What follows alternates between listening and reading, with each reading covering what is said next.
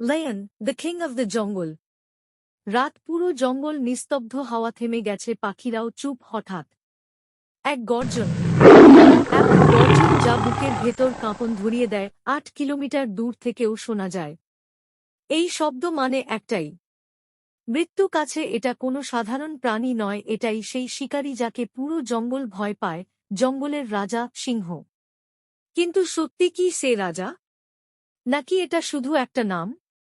সে কি সবচেয়ে শক্তিশালী, নাকি সবচেয়ে ভয়ঙ্কর, নাকি তার পেছনে আছে আরও গভীর কোনো রহস্য? আজকের এই যাত্রায় আমরা ঢুকে পড়ব সিংহের অন্ধকার জগতে, যেখানে আছে শিকার, যুদ্ধ, ক্ষমতার লড়াই আর বেঁচে থাকার নির্মম বাস্তবতা। শেষ পর্যন্ত থাকুন, কারণ আপনি যে সত্যটা জানতে যাচ্ছেন সেটা আপনাকে চুপ করে ভাবতে বাধ্য করবে।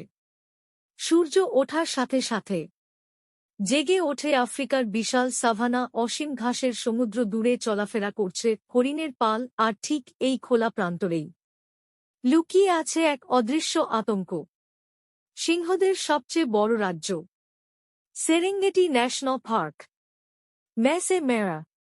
এখানে প্রতিটা দিন মানেই বেঁচে থাকার যুদ্ধ। তবে আফ্রিকার বাইরে মাত্র এক জায়গায় এখনো বেঁচে আছে সিংহ, গির ফরেস্ট ন্যাশনাল পার্ক। এদের বলা হয় এশিয়াটিক লায়ন। সংখ্যায় খুবই কম, আর প্রতিটা দিন তাদের জন্য এক একটা সংগ্রাম। সবাই ভাবে সিংহ সবচেয়ে শক্তিশালী প্রাণী, কিন্তু সত্যটা একটু আলাদা। হাতি বড়, গন্ডার শক্তিশালী, চিতা দ্রুত। তাহলে সিংহ রাজা কেন? কারণ তার উপস্থিতি, তার আত্মবিশ্বাস আর তার ভয়ঙ্কর গর্জন। একটা গর্জনই যথেষ্ট অন্য সব প্রাণীকে থামিয়ে দিতে। এই গর্জন শুধু ভয় নয়, এটা ঘোষণা, এই এলাকা আমার।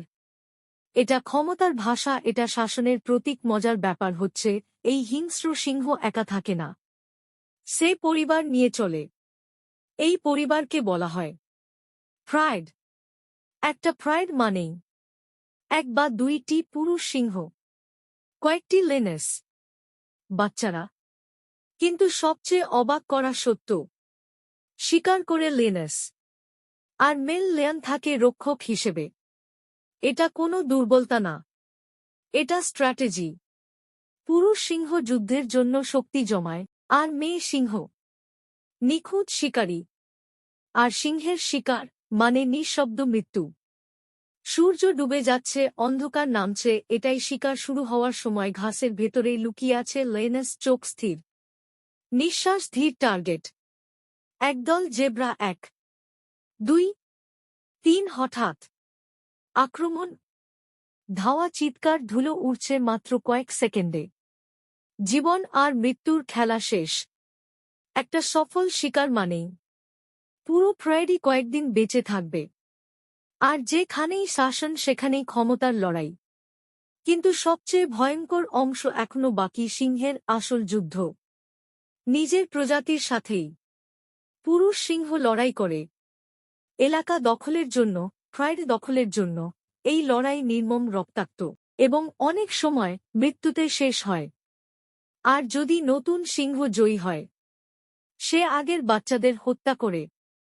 কঠিন, হ্যাঁ, কিন্তু প্রকৃতি কখনো দয়ালু নয়। এত লড়াইয়ের পর একটু বিশ্রাম প্রয়োজন। সিংহ দিনে প্রায় 16-20 ঘন্টা ঘুমায়, কারণ শিকার করতে প্রচুর শক্তি লাগে। তাদের চোখ অন্ধকারে অসাধারণ কাজ করে। জিহ্বা ছুরি মতো রুক্ষ, দাঁত ও চোয়াল হাড় ভেঙে ফেলতে পারে সহজেই। প্রতিটা অংশ নিখুঁতভাবে তৈরি হয়েছে শিকারীর জন্য। তবে সিংহ আজ আধুনিক বিশ্বে বিলুপ্তির পথে। আজ এই রাজা বিপদের মুখে, অবৈধ শিকার, বন ধ্বংস, মানুষের সাথে সংঘর্ষ। বিশ্বে এখন মাত্র প্রায় 20,000 সিংহ বেঁচে আছে।